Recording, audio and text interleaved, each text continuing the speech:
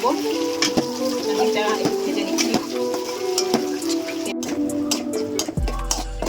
পেঁয়াজ একটু লাল করে ভেজে নিলাম প্রথমে, কাটা পেঁয়াজ বেরেস্তার মতো করে। তারপরে বাটা পেঁয়াজ দিলাম। আমি এখন করছি হলো ডিমের কোরমা।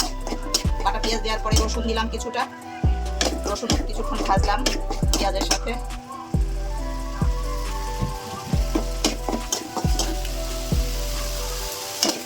রসুনের কাঁচা গন্ধটা মানে যখনই চলে যাবে তারপরে দিলাম একটু আদা বাটা।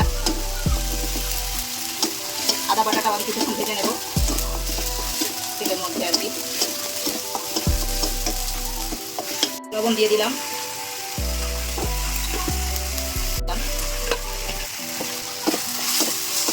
টমেটোগুলো এখন একে একে দিচ্ছি আর কি। এখন জিরা দিলাম, একটু ধনেও দেবো।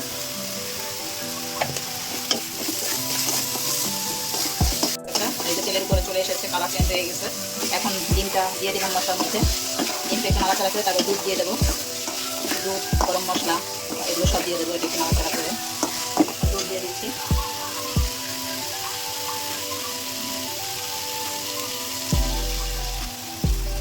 দুধ দিয়ে দিলাম।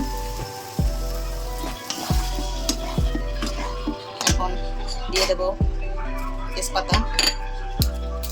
তেজপাতা দিয়ে দিলাম, দারুচিনি দিয়ে দিলাম, আর এই গরম মশলা মানে এলাচি, লবঙ্গ, গোলমরিচ এগুলো দিয়ে দিলাম।